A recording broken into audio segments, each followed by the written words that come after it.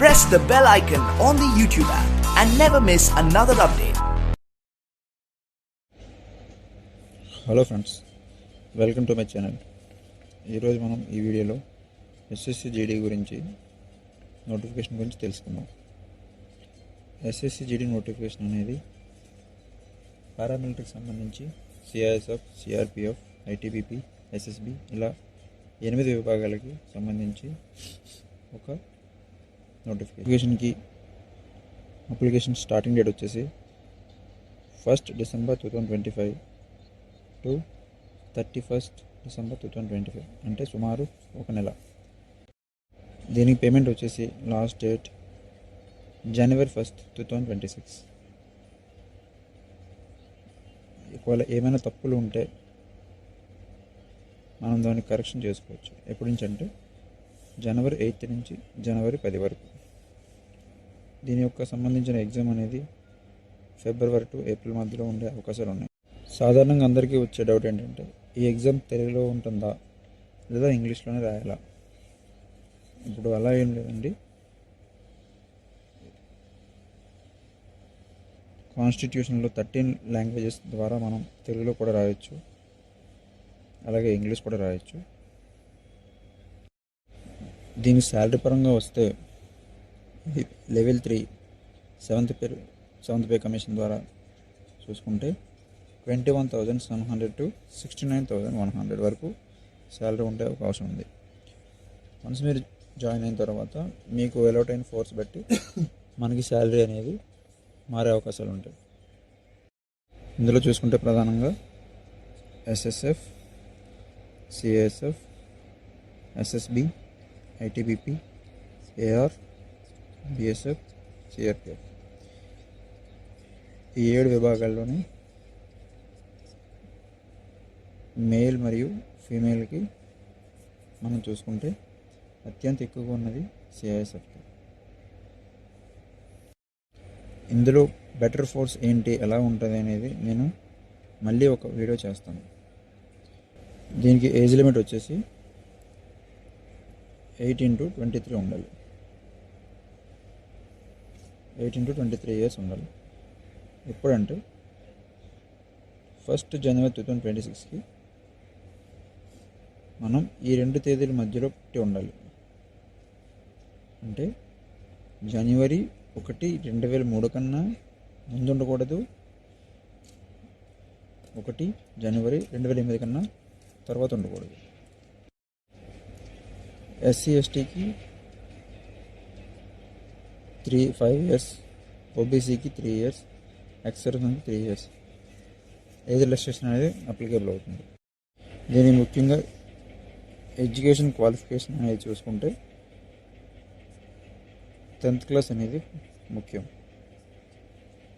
మీరు 2026 January 1 10th class అర్హులై ఉంటే మీరు ఈ నోటిఫికేషన్కి ఎలిజిబుల్.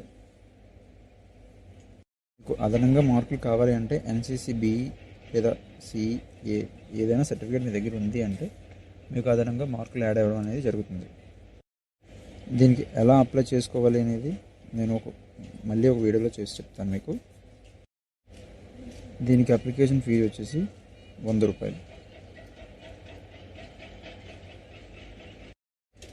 ఈ ఎగ్జామ్ ఎక్కడెక్కడ ఉంటుంది అంటే మన సౌత్ ఆంధ్ర మరియు తెలంగాణలో గుంటూరు, కర్నూలు, కాకినాడ, నెల్లూరు, రాజమండ్రి, తిరుపతి, విజయవాడ, విశాఖపట్నం, విజయనగరం, ఒంగోలు, ఏలూరు, తర్వాత తెలంగాణకు వచ్చేసి హైదరాబాద్, సికింద్రాబాద్, లేదా వరంగల్, కరీంనగర్, సిద్దిపేట ఇక్కడ అనేది ఉండడం జరుగుతుంది. ఈ సిటీస్లో అనేది ఎగ్జామ్ ఉండడం జరుగుతుంది. దీని యొక్క ఎగ్జామ్ ప్యాటర్న్ వచ్చేసి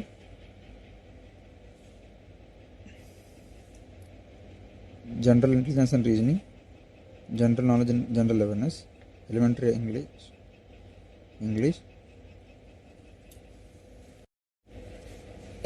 రీజనింగ్ వచ్చేసి 20 మార్క్స్కి, జనరల్ అవేర్నెస్ వచ్చేసి 20 మార్క్స్కి, ఎలిమెంటరీ మ్యాథ్స్ వచ్చి 20 మార్క్స్కి, హిందీ ఆర్ ఇంగ్లీష్ వచ్చి 20 మార్క్స్కి.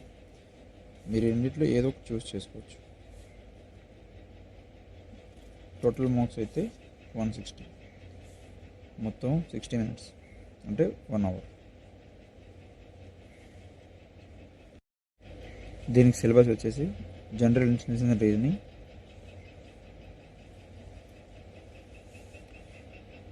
ఇందులోని similarities and differences and relationships concepts, arithmetical reasoning, figural classification, arithmetic numbers and series ఇలా. తర్వాత జనరల్ నాలెడ్జ్లోకి వస్తే geography, economy, culture, history, general polity, Indian constitution and scientific research. అలాగే ఎలిమెంటరీ మ్యాథ్స్కి వస్తే number system, composition of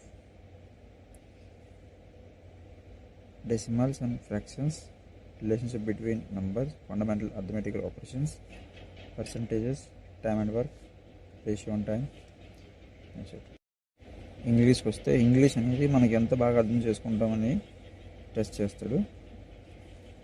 grammar, vocabulary, comprehension ఇలా చదువుకోవాలి. Exam తర్వాత దీనికి పీఈటీ ఉంటుంది. పీఈటీ ఎలా అంటే మెయిల్స్కి 5 km 24 minutesలో వేయాలి. అదే ఫీమేల్స్కి అయితే 1.6 km 8.5 minutesలో వేయాలి. హైట్ టు చెస్ట్ విషయానికి వస్తే మెయిల్స్ అయితే 170 centimeters ఉండాలి, 57 centimeters ఉండాలి.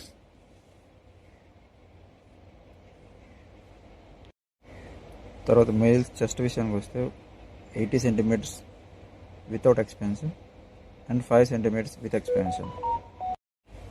దీని యొక్క పోస్ట్ ప్రిఫరెన్స్ ఎలా ఇవ్వాలి ఏంటనేది నేను తర్వాత వీడియోలో చెప్తాను మీకు.